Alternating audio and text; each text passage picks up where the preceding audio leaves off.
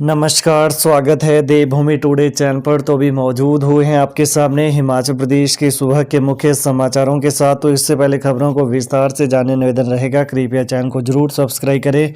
तो पेश यहाँ सुबह के मुख्य समाचार। पत्नी की प्रताड़ना से तंग आकर पति ने की आत्महत्या, गुस्साए लोगों ने सड़क पर शव रखकर किया चक्का जाम। कांगड़ा जिला के शाहपुर के ढड़ढंब निवासी एक व्यक्ति ने जहरीला पदार्थ खाकर अपने यह लीला समाप्त कर ली। मृतक की पहचान सोहनलाल 42 वर्षीय के रूप में की गई है। इस मामले में संबंधित व्यक्ति अपनी पत्नी से प्रताड़ित बताया जा रहा है, जिसके चलते गुस्साए ग्रामीणों ने उसके शव को धर्मशाला चंबी मार्ग पर रखकर चक्का जाम किया। वहीं ग्रामीणों ने करीब 2.5 घंटे तक चक्का जाम रखा। वहीं व्यक्ति की मौत के बाद चक्का जाम व तनावपूर्ण स्थिति की सूचना मिलते ही पुलिस अधीक्षक कांगड़ा शालिनी अग्निहोत्री दल बल के साथ मौके पर पहुंची तथा उनके आश्वासन के बाद ही ग्रामीणों ने सड़कों यातायात के लिए बहाल किया। शराब माफिया पर पुलिस की बड़ी कार्रवाई। इंदौरा के मंड में लाखों मिलीमीटर कच्ची शराब की नष्ट। कांगड़ा जिला के इंदौरा के मंड क्षेत्र में शराब का अवैध कारोबार थमने का नाम ही नहीं ले रहा है।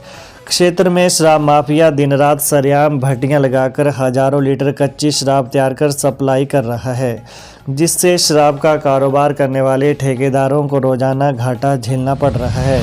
इस समस्या को मद्देनजर रखते हुए पिछले कल ठेकेदारों ने ठाकुर द्वारा पुलिस को साथ लेकर क्षेत्र में शराब का अवैध कारोबार करने वालों के घरों में दबिश दी। इस दौरान हजारों लीटर कच्ची शराब को नष्ट किया गया। हिम महोत्सव में बोले सीएम, दुबई में सराही गई हिमाचली टोपियां होगा निर्यात। सीएम ठाकुर सुखविंदर सिंह सुक्खू ने पिछले कल नई दिल्ली में हिमक्राफ्ट हिमाचल प्रदेश पर्यटन विकास निगम तथा कला, भाषा एवं संस्कृति विभाग द्वारा दिल्ली हाट में 17 से 30 दिसंबर तक आयोजित किए जा रहे हिम महोत्सव का शुभारंभ किया। इस मौके पर उन्होंने कहा कि दुबई में भी हिमाचली टोपियों को सराहा गया है। सीएम ने कहा कि हिमाचली टोपियों में नए डिजाइन बनाने के प्रयास किए गए और हाल ही में उनकी दुबई यात्रा के दौरान इनका प्रदर्शन किया गया। उन्होंने कहा कि सरकार हिमाचली टोपियों के निर्यात के लिए प्रयास कर रही है, जिसे दुबई में भी निवेशकों द्वारा सराहा जा रहा है। शिमला करसोग मुख्य मार्ग पर सड़क हादसा, वाहन के खाई में गिरने से एक की मौत। शिमला करसोग मुख्य मार्ग पर हुए एक सड़क हादसे में एक व्यक्ति की मौत हो गई। पुलिस ने हादसे के संदर्भ में मामला दर्ज कर छानबीन शुरू कर दी है। प्राप्त जानकारी के मुताबिक शिमला करसोग मुख्य मार्ग पर कलंगार के समीप एक बोलेरो गाड़ी HP 31A9895 अनियंत्रित होकर खाई में गिर गई। इस हादसे में पिंदर सिंह 43 वर्षीय पुत्र स्वर्गीय सुंदर सिंह निवासी गांव छंडेरा व डाकखाना पांगणा की मौत हो गई। शिमला के कनलोग में अज्ञात व्यक्ति का शव मिलने से हड़कंप। राजधानी के छोटा शिमला थाने के अंतर्गत कनलोग में पिछले कल अज्ञात व्यक्ति का शव मिलने से सनसनी फैल गई। यह शव 2 से 3 दिन पुराना है। पिछले कल पुलिस को सूचना मिली कि शिवपुरी कनलोग में एक व्यक्ति का शव पड़ा हुआ है। वहीं पुलिस के जवानों ने मौके पर पहुंचकर शव को कब्जे में लिया और पोस्टमार्टम के लिए IGMC भेज दिया। फिलहाल पुलिस ने शव की जानकारी अन्य पुलिस स्टेशनों के साथ भी शेयर की है। ऐसे में शव को पोस्टमार्टम के बाद शवगृह में रखा जाएगा। पुलिस का कहना है कि अगर कोई संबंधित मृतक के बारे में जानकारी रखता है तो इस बारे में छोटा शिमला थाने में सूचित कर सकता है।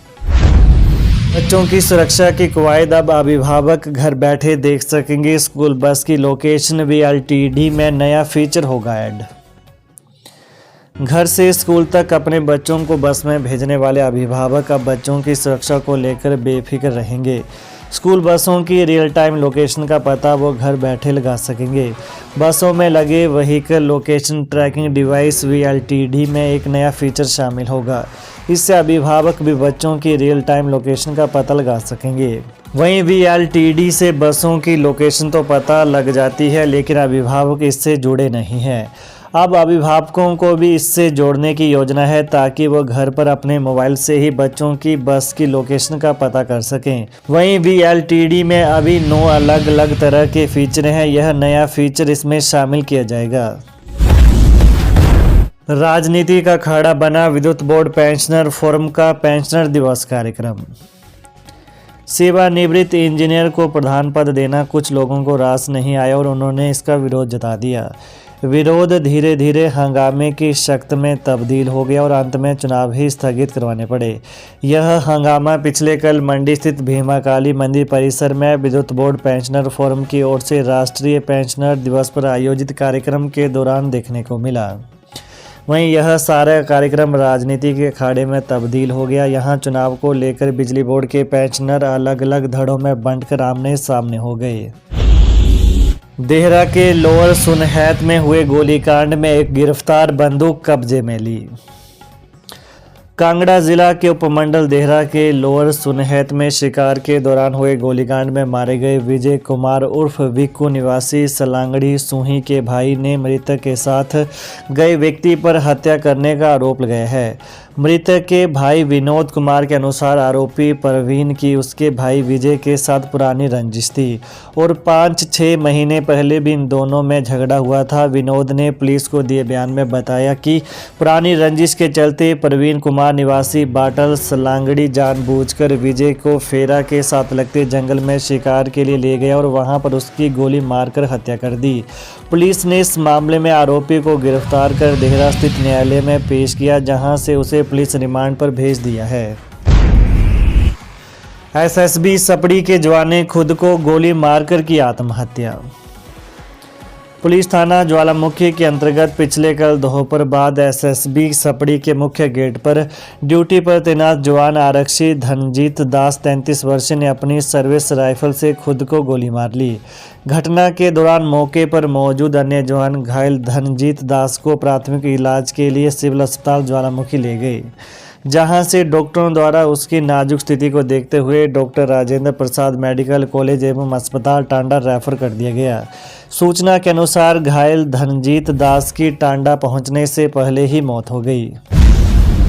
बिजली बोर्ड में निकली 1030 पदों के लिए भर्तियां, अब शुरू होगी प्रक्रिया। 25 मई को सर्विस कमेटी ने दी थी मंजूरी। नौकरी की राह ताक रहे बेरोजगार युवाओं के लिए सरकार ने रोजगार के द्वार खोल दिए हैं। हिमाचल प्रदेश राज्य बिजली बोर्ड में विभिन्न श्रेणियों के 1030 पदों को भरा जाएगा। दैनिक भोगी डेली वेजर आधार पर इन पदों को भरा जाएगा। 25 मई 2023 को हुए राज्य बिजली बोर्ड की सर्विस कमेटी में इन पदों को भरने की मंजूरी मिली थी। अभी तक इसकी फाइल घूम रही थी। अब बोर्ड ने इन पदों को भरने की प्रक्रिया शुरू कर दी है। बोर्ड अब इसी सप्ताह इसके लिए आवेदन मांगेगा, जिसके बाद इसे भरने की प्रक्रिया शुरू होगी। बोर्ड की ओर से जारी अधिसूचना के अनुसार 7 पावर हाउस डिवीजन में 20 पद हेल्पर पावर हाउस, 50 पद हेल्पर पावर हाउस इलेक्ट्रिकल, 10 पद हेल्पर MNT के होंगे। इसके अलावा टीमेट के 550 पद 53 डिवीज़न अंडर ऑपरेशन विंग में भरे जाएंगे, जबकि 69 डिवीज़न अंडर ऑपरेशन विंग में हेल्पर सब स्टेशन के 400 पदों को भरा जाएगा। तो ये हैं सुबह के मुख्य समाचार। तो प्रदेश की ताज़ा खबरों को जानने के लिए देवभूमि टुडे चैनल को जरूर सब्सक्राइब करें। धन्यवाद।